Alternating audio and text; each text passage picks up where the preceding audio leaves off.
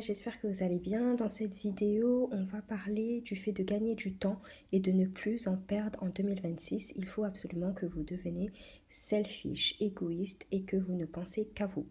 On n'en parle pas assez, mais la ressource la plus importante avant même l'argent, c'est le temps. Car même si vous perdez de l'argent aujourd'hui, vous pourrez en gagner demain. Mais une fois que le temps passe, vous ne pouvez pas le rattraper. Vous ne contrôlez pas le temps dans le sens où vous ne pouvez pas figer le moment présent. Par contre, vous pouvez optimiser votre temps. Nous allons voir dans cette vidéo quelles sont les actions que vous pouvez mettre en place à votre échelle pour y parvenir.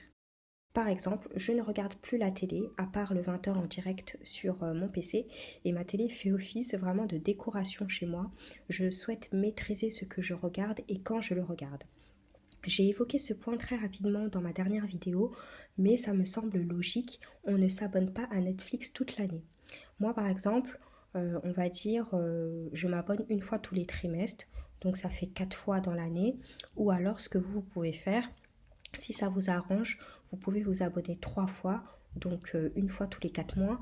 Vous regardez toutes les séries ou les films dans un mois et ensuite vous mettez votre abonnement en pause. Et comme ça, vous n'avez pas à payer Netflix mois par mois, sachant que maintenant, aujourd'hui, on sait très bien qu'ils coupent les séries en deux. Justement pour qu'on s'abonne pendant 2 mois juste pour regarder une série. Par exemple, je sais très bien et je suis sûre que Bridgerton, ils vont la couper en deux. Donc ça veut dire que vous êtes obligé de vous abonner le mois de janvier et le mois de février. Si vous n'avez pas que ça à faire, ben, moi je vous conseille de vous abonner qu'au mois de février. C'est ce qu'ils ont fait pour Stranger Things. Stranger Things est sorti en novembre et en fait ils l'ont étalé sur 3 mois, donc fin novembre, fin décembre il me semble, ou je crois que c'était début décembre et fin décembre, et ensuite début janvier. Ce que je vous conseille également de faire, c'est de ne plus scroller. Bon, de toute façon, ça, c'est logique. C'est une perte de temps. Regardez uniquement du contenu qui vous élève sur YouTube. Il faut arrêter de regarder les chaînes qui parlent de la vie des stars ou les chaînes gossip. Moi, personnellement, j'ai horreur de ça. Ça ne vous apporte rien. Et surtout, vous n'avez plus l'âge pour ça. Si vous avez milieu vingtaine, c'est bon, quoi. Passez à autre chose. Il y a du contenu sur de la finance, etc., qui est beaucoup plus intéressant et qui vous permettra de développer vos connaissances financières, mais aussi de faire travailler votre argent tout simplement. Vraiment, il faut qu'en 2026, vous soyez focus et concentré sur vos objectifs. Quitte à regarder du contenu, comme je vous le dis, faites-le en gagnant des connaissances. Écoutez du contenu qui vous apprend une chose manuelle ou intellectuelle ou créative et qui vous servira dans votre vie personnelle ou en lien avec votre métier. Écoutez des sujets politiques, géopolitiques, économie et financières. Vous devez vraiment être un caméléon et pouvoir parler avec tout type de profil. Seriez-vous capable d'avoir une conversation avec le patron de votre société par exemple, ou avec vos collègues, ou avec les amis de vos amis? Si la réponse est non, vous savez ce qu'il vous reste à faire. Vous ne vous rendez pas compte, mais parfois en entreprise, on peut avoir des personnes qui ont à peu près le même âge, mais vous avez l'impression que l'une a cumulé plus de connaissances que l'autre et que l'autre personne, elle est totalement dépassée ou elle a des connaissances, les mêmes connaissances qu'une adolescente. Voilà, c'est pas normal. Cette personne-là, par exemple, va parler encore de sujets banals sans intérêt. On sent qu'il y a un écart intellectuel entre les deux, mais vraiment considérable, comme si la personne, elle avait manqué quelque chose dans son éducation. Alors que parfois, ces personnes-là, elles sont diplômées d'un master. Je ne dis pas que les personnes n'ayant pas de master devraient avoir moins de culture générale, c'est pas mon propos évidemment, mais ce que je dis c'est que pour une personne par exemple qui va avoir un master, on attend forcément de cette personne qu'elle ait un bagage culturel et académique développé. Et ça veut absolument rien dire, hein. Il y a des personnes qui sont diplômées d'un bac uniquement, d'un BTS et qui ont beaucoup plus de culture générale que des personnes qui sont diplômées d'un master. Mais ce que je vous dis, c'est que si vous êtes diplômé d'un master, il faut être cohérent. Ayez un bagage quand même culturel et académique qui soit développé. Et aujourd'hui, on sait que pas tout le monde a un master en fait. Et étant donné qu'on est beaucoup à avoir le master, il faut parfois... c'est pas il faut parfois, il faut se démarquer. Comment vous vous démarquez? Vous pouvez vous démarquer par vos connaissances et par vos compétences, même hors professionnel. Voilà, mais quelque chose qui peut vous servir et parfois ça peut faire la différence en entretien avec une personne qui a beaucoup moins de connaissances, donc elle sera jugée un peu moins intéressante, ou du moins vous, on va vous dire que vous pourrez apporter un peu plus à l'entreprise. En fait, vous allez être un élément différenciateur et apporter quelque chose de plus à l'équipe. Petite pause aussi, si vous n'êtes pas abonné, n'oubliez pas de le faire et de partager la vidéo si nécessaire avec d'autres personnes. Ainsi, développer votre culture générale. Je me souviens d'une anecdote où j'avais une collègue à qui on avait proposé de jouer à un jeu de culture générale pendant la pause déjeuner au travail, et cette dernière était tellement gênée qu'elle avait dit non. Et c'était tellement malaisant, mais vraiment, parce qu'on sentait sa gêne dans l'air, c'était vraiment palpable. Et elle nous disait bah, implicitement, bah, j'ai pas de culture générale, quoi, donc j'ai pas envie de jouer, j'ai pas envie que les gens se moquent de moi, quoi. C'est malheureux, mais bah, parfois vous avez des personnes qui jugent très rapidement les personnes qui sont noires. Elles vont se dire, oh, c'est des personnes qui sont bêtes ou qui n'ont aucune culture. Donc faut pas donner raison à ces personnes-là. Et être né en France, même de parents étrangers, parce que vous pouvez dire oui, mais c'est vrai que dans des familles qui sont françaises de souche, ou même qui sont pas français, mais voilà, enfin des personnes qui ont des parents qui ont un certain bagage culturel, c'est clair et net qu'ils ne démarrent pas dans la vie avec le même bagage culturel que vous. Ça, oui, c'est vrai. On ne démarre pas tous du même point de départ, ça c'est vrai.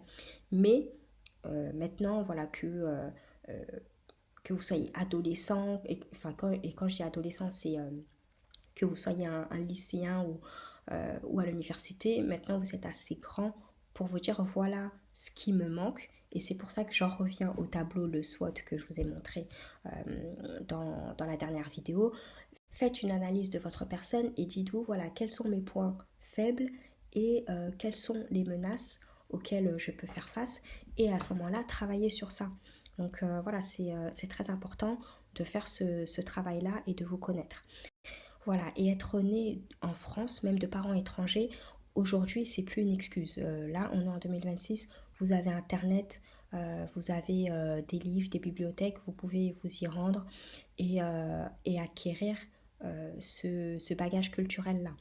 Moi, j'ai déjà vu par exemple une personne maghrébine qui avait beaucoup de culture générale. C'était une fille d'immigrés et ça ne l'a pas empêché d'acquérir voilà, ce bagage culturel. Enfin, pour être honnête, je n'ai pas la science infuse, mais j'y travaille continuellement. Personne ne peut tout savoir, mais avoir du bagage culturel, c'est important, ça peut faire la différence même en entretien. Comme je vous l'ai annoncé aussi dans ma vidéo précédente, faites un planning hebdomadaire de tout ce que vous souhaitez faire dans la semaine en vous aidant des différents tableaux que j'ai évoqués dans la vidéo. Ainsi, chacune de vos tâches est limitée dans le temps. À la fin de chaque semaine, vous pouvez faire un petit bilan, noter ce que vous avez fait, ce que vous n'avez pas fait ou fait moins bien et réajuster la semaine suivante. Une autre manière de gagner du temps, c'est de préparer ses affaires la veille aussi en termes de vêtements, en termes de maquillage. C'est du temps qui peut être gagné le lendemain matin. Il n'y a rien d'agréable de vous lever en perdant 20 minutes à choisir vos vêtements alors que vous auriez pu utiliser ce temps-là pour faire autre chose. Ne vous obligez pas aussi à sortir avec vos amis ou famille si vous avez une tâche importante à faire, qu'elle soit urgente ou non urgente. À partir du moment, comme je vous l'ai dit dans ma précédente vidéo, si la tâche est importante, vous devez la faire en priorité. Si c'est une tâche qui n'est pas importante, là vous pourrez y aller et sortir avec vos amis et votre famille. Il ne faut pas non plus être trop casanier aussi, il faut sortir, ça fait du bien. Et il est prouvé que faire des bains de forêt, donc des bains de forêt, c'est se promener tout simplement à côté de la verdure, des arbres, etc. C'est très bon pour le mental, puisque les arbres libèrent déjà du CO2, etc. Mais c'est prouvé, voilà, il y a des études qui prouvent que c'est comme si ça vous régénérait. Voilà, vous avez une énergie différente, etc. Moi, par exemple, je le vois et je sais que, par exemple, il y a des moments où si je vais pas bien, euh, instinctivement, j'ai besoin en fait de faire de la promenade en forêt, etc. Alors ça peut être forêt, ça peut être parc, ça va vous permettre un peu de changer d'air. Vraiment moi je conseille, moi personnellement quand je rentre dans un parc et je ressors, je suis toujours après de bonne humeur. Voilà, après c'est moi, chacun fait comme il sent, mais ça c'est moi, voilà, faites ce qui fonctionne pour vous. Ensuite, pour le moment, j'ai décidé de faire du sport à la maison. J'avais un abonnement à la salle, mais je me suis rendu compte que cela ne me convenait pas. Le simple fait de penser à aller à la salle, de devoir me doucher et de revenir chez moi, surtout quand on est en hiver, car la salle était proche de mon travail, mais pas de mon domicile. Donc j'ai décidé d'utiliser ce temps d'une autre manière et de le faire chez moi. De plus, je suis beaucoup plus disciplinée en le faisant chez moi, je suis plus régulière, j'ai les mêmes haltères que sur la photo, seule la couleur diffère, mais dès que j'ai fini, je file à la douche et je réalise d'autres tâches chez moi. Tout le monde n'est pas fait pour se rendre au sport physiquement, voilà comme je l'ai dit, surtout en hiver, j'ai décidé de ne pas faire comme tout le monde et de faire ce qui marche pour moi. C'est pour ça que je vous ai dit dans ma dernière vidéo de réaliser une routine qui est personnalisable, de ne pas faire comme tout le monde, mais de faire ce qui marche pour vous. Car dans le sport, même si vous ne faites que 10 minutes de sport par jour, le plus important, c'est la régularité. Faites du sport une fois dans la semaine, ça n'a aucun sens. Pour ma part, le fait de faire du sport chez moi ne m'empêche pas de faire d'autres activités en plein air ou de rencontrer de nouvelles personnes. C'est pour cela que je vous ai dit également dans ma vidéo précédente qu'en plus de l'activité sportive, il faut que vous ayez une activité intellectuelle par exemple et créative. Après ça peut être d'autres activités, mais voilà en tout cas d'autres activités qui vous permettent également de sortir. L'idée c'est pas que vous soyez casanier, voilà c'est pas le but non plus. Et dernière chose, je fais également une liste de courses générique et je change la liste en fonction de mes besoins. Si par exemple j'ai déjà du sucre, ben, je ne vais pas racheter du sucre. Voilà, je l'adapte, mais j'ai fait une course générique de choses qu'il me faut voilà, au quotidien pour mon corps, que ce soit les protéines, les glucides, les féculents, etc. Je me rends que rarement au supermarché, je me fais livrer, donc pour moi c'est un gain de temps. Voilà, parce que de toute façon, j'ai pas le temps de faire les magasins en semaine. Les magasins ils ferment tôt, le temps de rentrer chez moi c'est compliqué. Et le week-end, j'ai pas envie de passer du temps. Voilà, dans les magasins il y a tout le monde, etc. Donc ça me permet de gagner du temps le week-end. Et ce qui m'arrange également, c'est que j'ai souvent des réductions de 10 euros. Et donc la réduction de 10 euros, c'est pas négligeable. Donc ça m'arrange. C'est tout pour aujourd'hui les DS. Je vous dis à la semaine prochaine pour une autre vidéo. Bye.